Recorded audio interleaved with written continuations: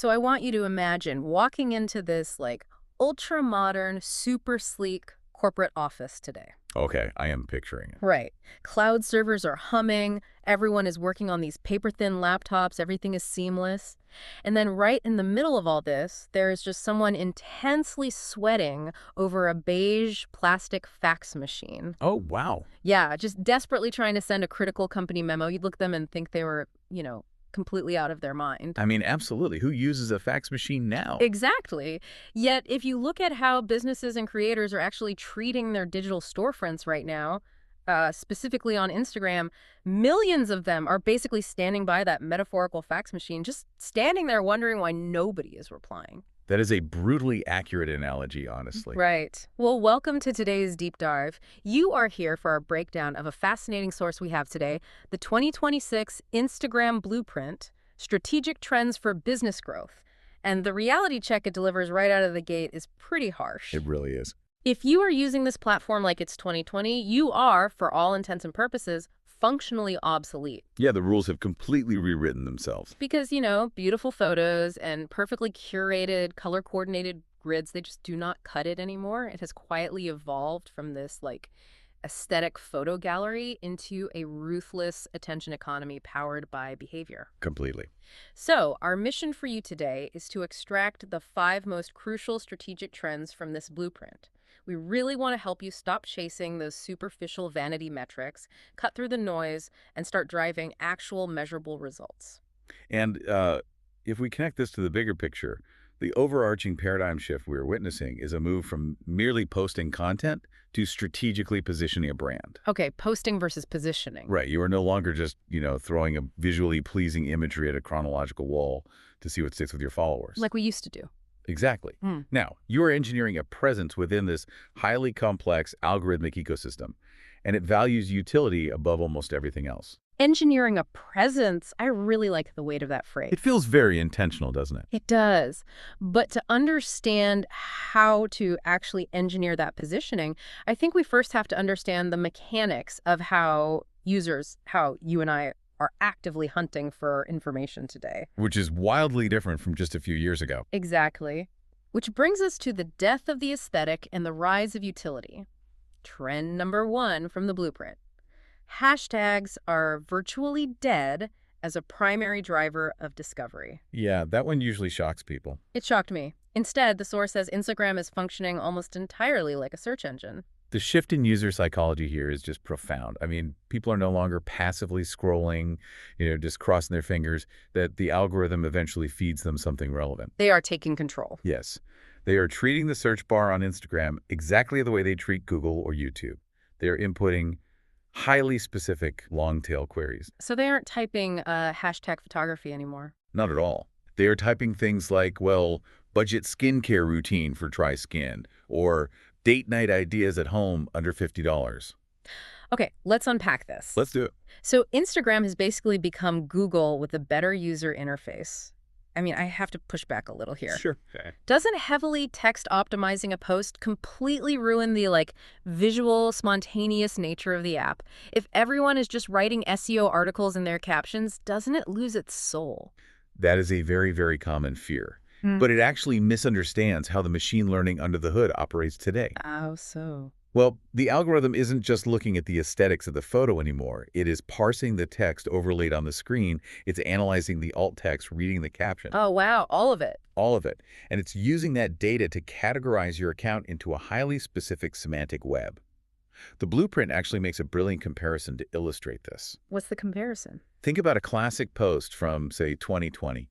You post a high-quality picture of a cozy living room, and the caption is just weekend vibes. Oh, yeah. Maybe throw in some sparkle emojis. Exactly. That's the classic low-effort aesthetic post. But that relied entirely on people already following you and actually caring about your weekend. Precisely the problem. Yeah.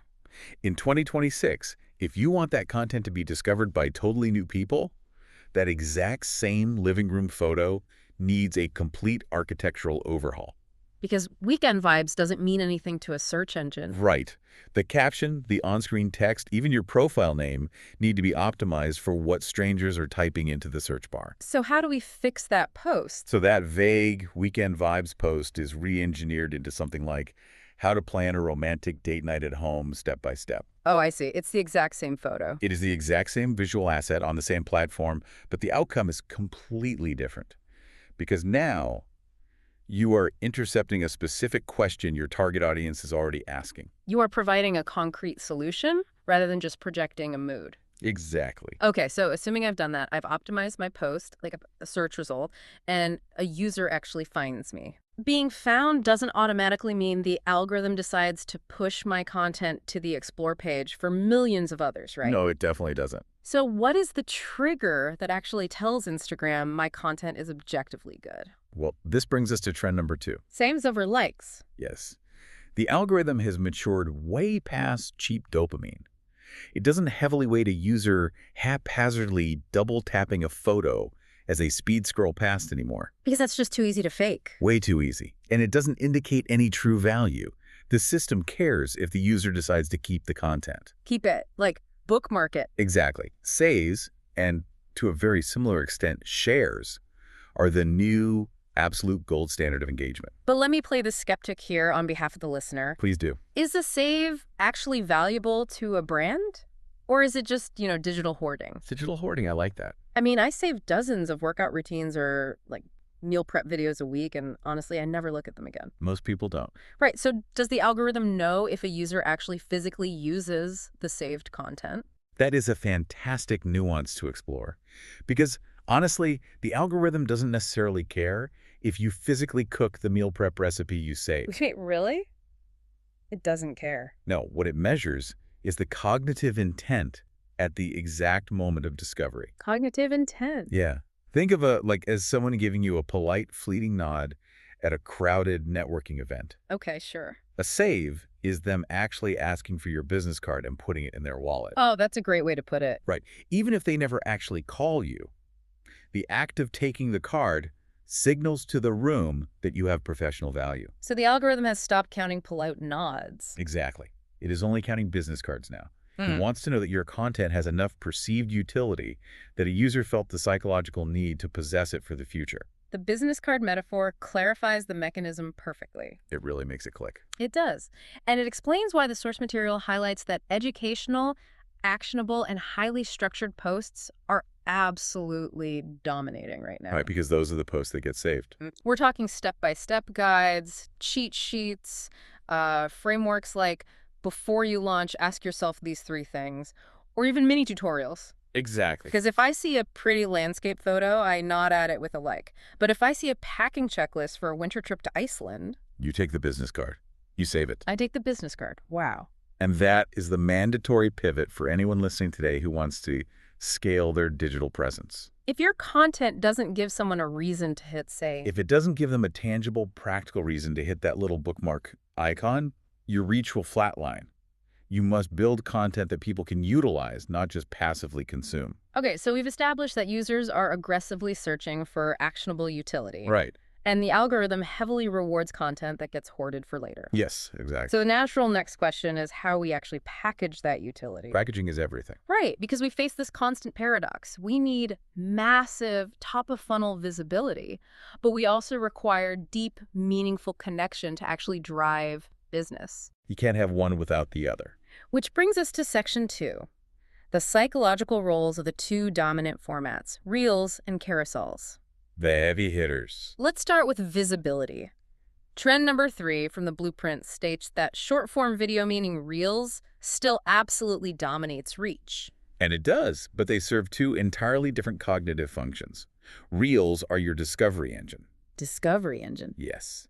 They are designed to capture transient attention from total strangers. Wait, I have to challenge this based on what we see every single day on the app. Okay, what do you see? Isn't a viral reel in 2026 just about finding the exact right trending audio track, pointing at some floating text bubbles, and doing a choreographed dance? I know it feels that way sometimes. I mean, that feels completely contradictory to providing deep, searchable utility like we just talked about. It is a massive misconception, and the data in the blueprint emphatically debunks the long-term viability of that tactic. Really? So the dancing doesn't work? The landscape has grown up. The algorithm is incredibly adept at mapping human attention graphs now, regardless of what trending pop song is playing in the background. Okay, so what is working? In fact, raw talking head videos, where someone is just speaking directly into the camera with clear, articulate messaging, are consistently beating out those random, trend-chasing aesthetic clips. But surely it's not just turning on the camera and rambling. No, not at all. Pulling that off requires a non-negotiable architectural flow. The internal structure of the video itself. Break down that mechanism for us. It relies on a ruthless four-part progression. Okay, step one. First, the hook. This is a pattern interrupt. If you do not shatter the user's scrolling momentum in the first 2 to 3 seconds, the retention graph drops to 0. 2 to 3 seconds, that is so fast. They are gone if you don't catch them instantly. Second is value. So paying off the hook. Yes, you must instantly validate the hook. No long intros, no, hey guys, welcome back, just straight into the value. Okay, so hook, then value. What's third? Third is retention. This involves visual or narrative pacing to keep their cognitive curiosity peaked throughout the middle 10 to 20 seconds. Like using B-roll or text pop-ups to keep the eyes moving. Exactly, changing the visual frame. And finally, the call to action. Right, telling them what to do next. Because if the video ends without directing that captured momentum somewhere specific, it fails to convert. It's basically an engineered psychological journey executed in under 60 seconds. That's exactly what it is. Hook, value, retention, call to action. It is a mathematical formula for hijacking attention. It really is. Here's where it gets really interesting, though. Okay. If reels are the wide net you cast to grab that initial fleeting attention from strangers, carousels are how you pull those people deep into your ecosystem. Yes, exactly. Which is trend number 4. Carousels are quietly becoming the ultimate conversion tool. What's fascinating here is the cognitive load required by a carousel format. Cognitive load, what do you mean by that? Well, think about the passive nature of a reel. You could just sit on your couch, totally disengage, and let the algorithm wash over you, auto-playing video after video. We've all been there. Zombie scrolling. Right. But a carousel shatters that passivity. It demands physical and mental interaction. Because every swipe is a decision. Exactly. You are asking the user to invest energy to uncover the next piece of information. The blueprint refers to these as micro-commitments. Micro-commitments, I like that. With every swipe, the user is subconsciously telling themselves, I am still interested. I'm actually investing my time to learn this. This is why heavily structured formats, like 5 invisible mistakes killing your conversion rate, do so well. Or industry myths versus what actually works. They perform exceptionally well. It kind of leverages the sunk cost fallacy, doesn't it? Like, once I've swiped 3 times to learn the first 3 mistakes, I am highly motivated to just finish the carousel. It does leverage that. When executed strategically, a carousel is not just a dump of fragmented information. It functions as a mini consultation. A mini consultation? That's a huge mindset shift. It actively shifts the user's thinking, frame by frame. You are layering trust with every single interaction. And in the modern digital economy, depth is what eventually builds trust. And trust is the only metric that consistently leads to sales. So reels intercept the strangers, and carousels convert those strangers into trusting followers. It is a brilliant systemic loop. It really is. But establishing that depth and trust brings us to a rather massive hurdle. Which is? Well, how do you scale that trust when modern consumers are naturally and, entirely understandably highly skeptical of brands and corporations? Oh, yeah. People don't trust brands anymore. Not at all. So how do you get around that? You don't try to build it from scratch. You borrow it. Borrow trust. Yes. You borrow trust from individuals who have already spent years earning it from a specific community. Which perfectly explains trend number 5. Creator collaborations are rapidly replacing traditional advertising. It's the difference between a brand buying a giant impersonal billboard on the highway and just hoping the right person drives by. Right, which is highly inefficient. Versus getting a glowing recommendation from that one specific friend who is obsessively knowledgeable about a niche hobby. You are always going to drop your defenses and listen to your friend. Because human beings fundamentally trust other human beings more than they trust slick corporate logos. That is an evolutionary psychological truth. What the blueprint highlights is how the execution of that truth has evolved in 2026. Meaning businesses are no longer just blasting disruptive ads into the feed. Right. They are integrating seamlessly into the ecosystems of creators who already command deep audience attention. But the data reveals a pretty counterintuitive strategy regarding which creators to actually leverage. Yes, this is where a lot of brands make a huge mistake. The follower count paradox. Let's talk about it. My instinct, and probably the instinct of anyone listening with a decent marketing budget, would be to buy the biggest billboard possible. Go big or go home, right? Exactly. If I have the capital for a 2 million follower mega influencer, shouldn't I just buy that massive reach to maximize visibility? You would think so, but going that big often triggers severe diminishing returns Why is that? because the trust feels diluted and manufactured. Like they'll just sell anything. Exactly. The Blueprints data highlights that micro creators, those sitting comfortably in the, say, 1,000 to 50,000 follower range, often yield significantly higher conversion rates. Explain the mechanism behind that. Why does a smaller audience buy more products? It really comes down to parasocial relationships and algorithmic engagement ratios. Okay, unpack that a bit. Well, a mega influencer's engagement rate falls off a cliff as their audience broadens. They become a celebrity, untouchable. You can't really relate to them anymore. Right. A micro creator, however, feels like a peer, an expert friend. Someone you'd actually text for advice. Yes, their audience is highly niche, hyper-engaged, and hasn't yet tuned them out as a walking advertisement. And the algorithm must reward that density of engagement. It absolutely does. So when a micro creator does a messy, unpolished day-in-the-life integration, Or gives an honest review where they actually point out a minor flaw in the product alongside the benefits. exactly, the friction makes it believable. It totally bypasses the user's innate ad blocker because it just doesn't look or sound like a commercial. The overarching strategy here is to stop aggressively marketing your product directly. Let someone else do it. Instead, allow trusted creators to genuinely experience your product and let them translate that experience to their community using their own raw TikTok-style storytelling language. Wow. Okay, so let's do a quick recap of where we're at. Good idea. We have covered intercepting intent through search engine mechanics. We have broken down the visibility versus depth paradox using the specific architectures of reels and carousels. Right. And we just unpacked scaling trust through the parasocial mechanics of micro creators. We've covered a lot of ground. We really have. So what does this all actually mean for the listener who has to, open the app tomorrow morning and manage all of this? That is the big question. How do you sustain this intense, high-utility ecosystem without burning out your team or yourself? That is the ultimate test of application. The Blueprint addresses this in its master strategy section. Okay, what's the golden rule?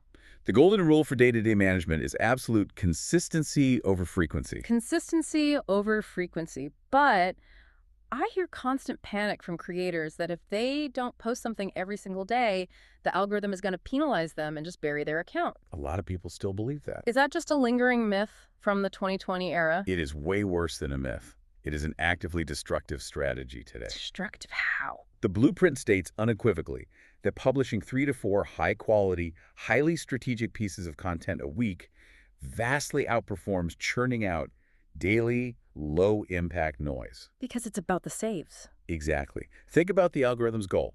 If it is measuring retention graphs and save ratios, pushing out a mediocre daily post that people quickly scroll past actually drags down your account's overall quality score. It hurts you.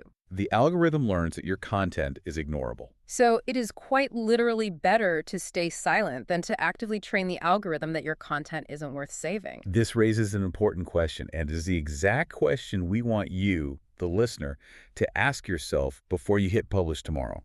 What's the question? What is the specific engineered purpose behind this next post? It cannot just be because it's Tuesday and I need to post. No, it can't. Every single piece of media you deploy must serve one of 4 distinct strategic masters. Okay, what are the 4? 1. Is it mathematically optimized to be found through search? 2. Is it packed with enough utility to trigger a save? 3. Is it a multi-slide carousel designed to build deep consultative trust? Or 4. Is it a targeted asset designed to move a primed audience toward a direct action or sale? Exactly. Those are the 4 mandates. And if the content doesn't aggressively fulfill one of those 4 specific mandates, then it is actively hurting your positioning. because the Blueprint's core mantra, the lens through which you should view this entire ecosystem, is that visibility without conversion is just noise. Visibility without conversion is just noise. Say it again. 1 million views on a Dancing reel means absolutely nothing if it doesn't translate to trust and action. It just drains your resources. It's a hard truth, but an important one. You have to respect the machinery of the platform. Treat Instagram as the semantic search engine it has genuinely become. Yes, prioritize deep utility and saves over fleeting aesthetic likes. Master the cognitive hook and retention structure of your short-form video. Leverage those carousels to demand micro-commitments from your audience. And partner with micro-creators to borrow genuine trust. It really requires a profound operational shift. You are abandoning the mindset of passively maintaining a social network. And adopting the mindset of actively managing a behavioral engine. Perfectly said. Huge props to you, the listener, for taking the time to really dissect the hidden mechanics of this platform with us today. It's not easy stuff to digest. It isn't. It is incredibly tempting to just fall back into old habits, to keep standing by that metaphorical fax machine because, well, the buttons are familiar. Familiarity is comfortable. But by understanding the actual why and how behind the algorithm's evolution, you are operating on a completely different playing field than your competitors. Before we wrap up, if we connect this strategic evolution to a broader societal trend, it leaves us with something of a philosophical puzzle regarding the future of the internet. Oh, I love a good philosophical puzzle. Lay it on us. Well, if Instagram is rapidly cementing itself as a highly structured, utility-driven search engine, Right. one that strictly rewards keyword optimization, step-by-step guides, and actionable value over spontaneous, unpolished sharing, what happens to the original concept of casual social media? Wow, that's a deep thought. In our relentless algorithmic rush to make absolutely everything save-worthy and educational, are we witnessing the permanent end of digital serendipity? And the dawn of purely transactional entertainment. Ex- That is a staggering question.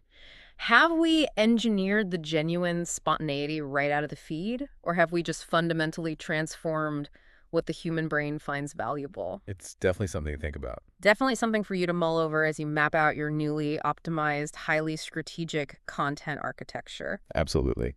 Thank you so much for joining us on this deep dive. Keep questioning the mechanics, keep digging deeper into the why, and whatever you do, please unplug the fax machine. We will catch you next time.